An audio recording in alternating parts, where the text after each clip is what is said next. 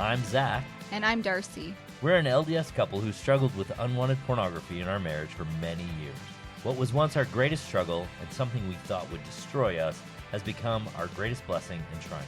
Our hope is that as you listen to our podcast each week, you'll be filled with hope and healing and realize that you too can thrive beyond pornography and create the marriage you have always desired.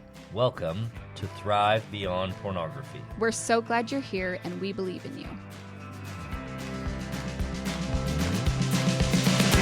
Hello again, everybody. This is Zach, your host of Thrive Beyond Pornography, the podcast dedicated to helping individuals break free from the grip of pornography and create thriving lives. And today we're going to be exploring the topic that we've been leading up to. We've been talking over the last couple of weeks about a variety of reasons why it's difficult to quit porn. And some of these things that you are hearing, they may be obvious to you, but they may not be obvious to everyone. So I wanted to go over them because I think it's important to talk about each of these and just create some perspective. Perspective is one of the number one things that can help us actually achieve the freedom that we want in eliminating a pornography struggle and a pornography habit. So I want to talk about the number 4 reason on our list. So the number 1 reason is temptations and triggers. We talked about that about 3 weeks ago. Number 2 is emotional and psychological dependency. And then last week we talked about loss of coping mechanisms. But the number 4 reason is shame and guilt, and how so many of us struggle to leave pornography behind because of this particular issue and what to do about it. And then next week, we're going to talk about lack of support and understanding and what to do there. And then, of course, lapses and discouragement and how to make those work for you and work on your side. So this week, we're going to talk about shame and guilt and how powerful they are. And that often accompanies the process of breaking free pornography. Dealing with those accompanies the process of breaking free from pornography.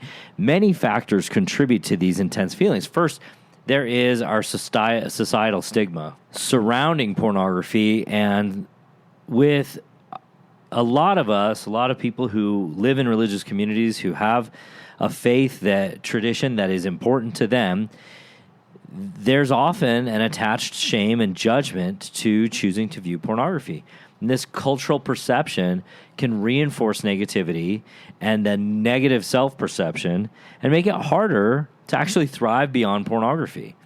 Additionally, personal moral values often play a significant role. So many of us have raised moral or ethical beliefs that lead to guilt when engaging with pornography. And that guilt is not necessarily a problem, but shame, which is a problem, is created as this inner conflict intensifies in the struggle to quit.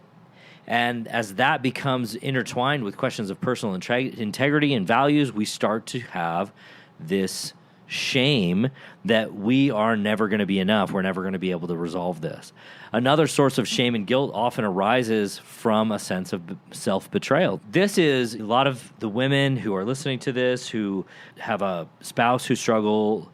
Often they feel a sense of shame and betrayal on their end.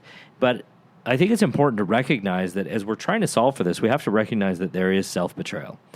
One often feels disappointed. I know I felt disappointed in myself for repeatedly engaging with pornography, despite my desire to break free, despite my desire to end that habit in my life. And this self-blame can lead to a destructive cycle of negative self-talk, and it really erodes self-esteem.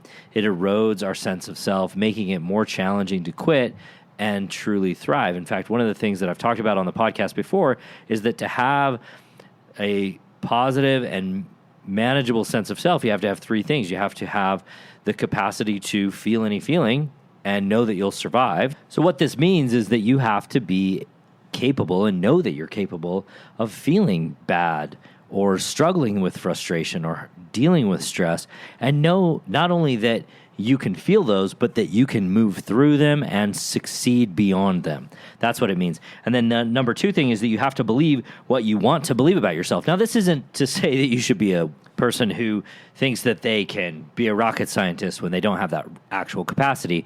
What it is to say is that you are capable of believing in your capacity as a good person.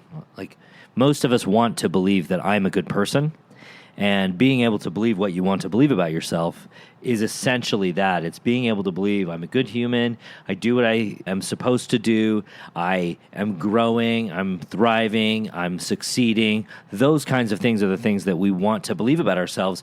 But when we believe these things, it has to be in a self-reflective capacity. We have to be able to see what it is that we're thinking and feeling and doing, and we have to be able to reflect on that and make that meaningful rather than just believe what we want to and tell everybody else that they're wrong.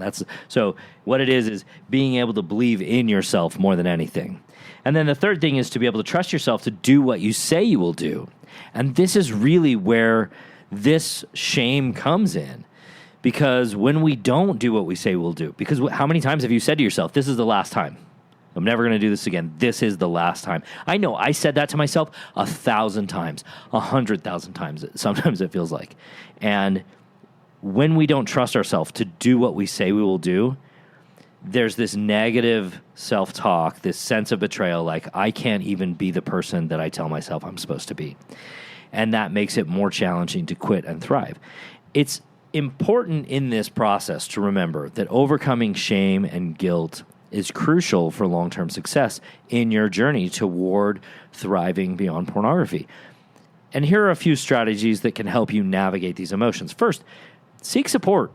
Reach out to a trusted friend, a family member, work with a coach, somebody who can provide a safe, non-judgmental space for you to express what's going on for you, to be able to approach and analyze what you've been choosing and learn from that situation. Sharing your struggles, working with someone who has the understanding of what to do instead and how to approach this it's enormous. And it can help alleviate the burden of shame and guilt and really pave the way for thriving. I know so many people, when they come into my conversations, into my coaching calls, into the open coaching calls in the membership, they are looking for someone to just help them look this problem in the eye and deal with it in a meaningful way rather than to tell them, well, you shouldn't do that. I'm not here to tell you that. If that's how you feel, if that's what you want in your life to just eliminate this, then you don't need anybody to be like, hey, don't do that. That's already there. That's built in. You don't need that. What you need is someone who can stand in there and help you deal with this in a meaningful, open, and objective way. That's what it means to seek support. The next thing you should do is practice self-compassion. I've talked about this on the podcast. I have a technique that I help people use. It's called NAB, notice a name, allow and ask, breathe, and be kind. That be kind is not in there just because I needed another be thing. That be kind is in there because you need to be kind to yourself. You need to see yourself as someone who is lovable. And as you practice self-compassion, recognize that everyone faces challenges. And it's okay to make these mistakes. It's okay to deal with these mistakes. It's okay for your brain to offer you porn. That's what it does. It's going to continue to do that until you learn how to deal with it in a meaningful and a scientifically proven way. And that's what we do within the program. And treat yourself with kindness and understanding as you embark on this journey of thriving beyond pornography. Embrace the idea that you are not defined by your past actions, but by your commitment to growth and really positive change. And as you start to create a life after pornography, you will start to see that you didn't need beating yourself up to make it happen. Nobody punches themselves in the face hard enough to make porn go away. And I think that that's really a lot of what we try to do. We try to beat up on ourselves and say, I'm not enough. Or we try to beat up on the people around us and we say, hey, you're not enough because you're looking at porn. And that's not helpful. And I don't think that that is a very good way of approaching people in general.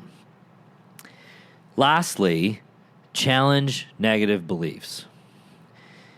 You have these thoughts. They come, they automatically pop into your head. They tell you who you are, and a lot of them can be negative. What you want to be able to do is to address those. I like to call that the Karen in the back of your mind. Everybody knows what a Karen is. She wants to see your manager.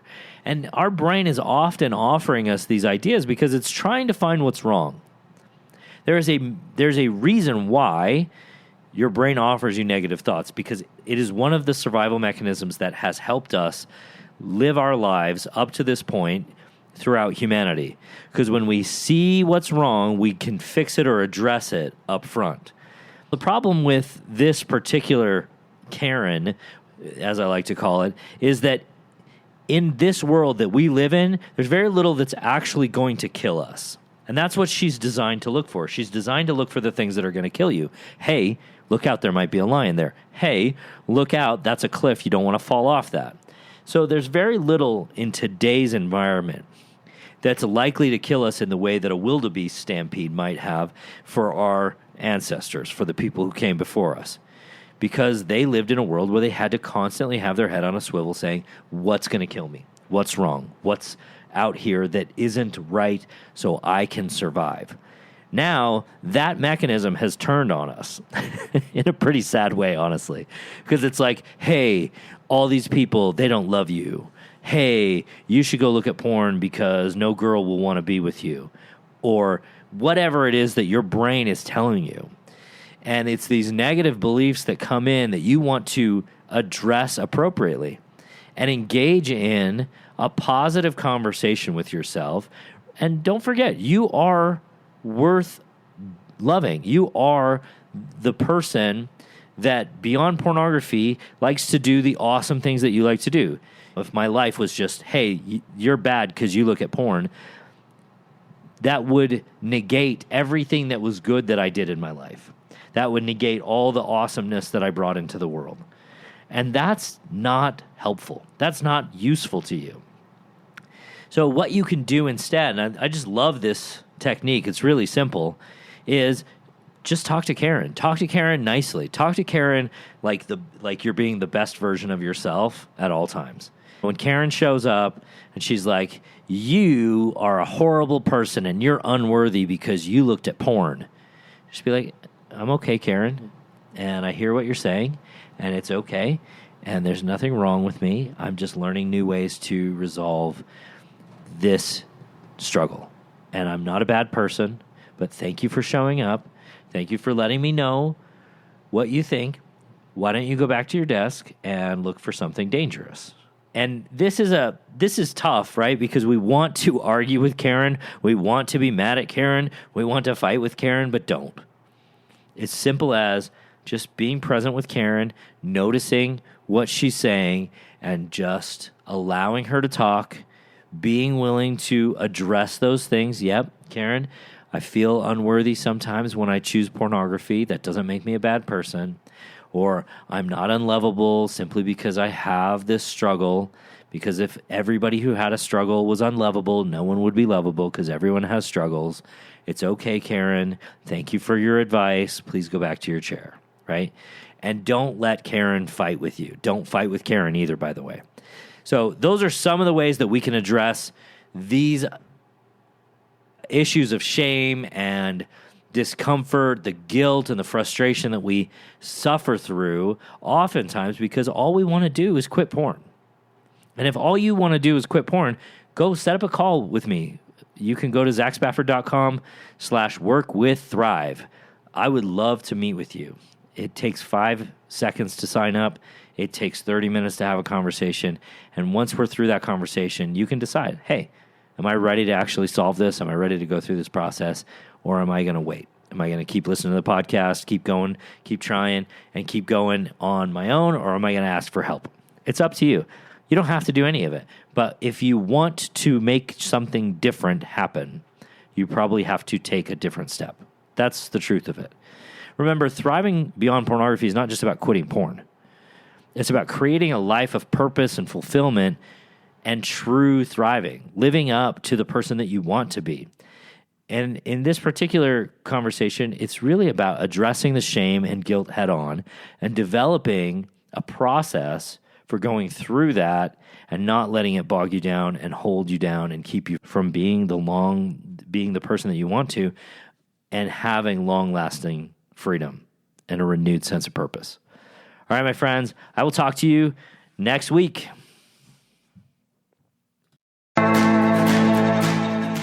Thanks for listening to Thrive Beyond Pornography. If you're seeking guidance and support to overcome pornography for good and begin creating a thriving life beyond it, check out my free webinar, How to Overcome Pornography with Skills That Actually Work. You'll learn practical, proven skills guided by an expert coach who has personally overcome pornography. Whether you're getting started for just yourself or along with your spouse, Darcy and I can teach you the tools that will help you put your life on the right path for you.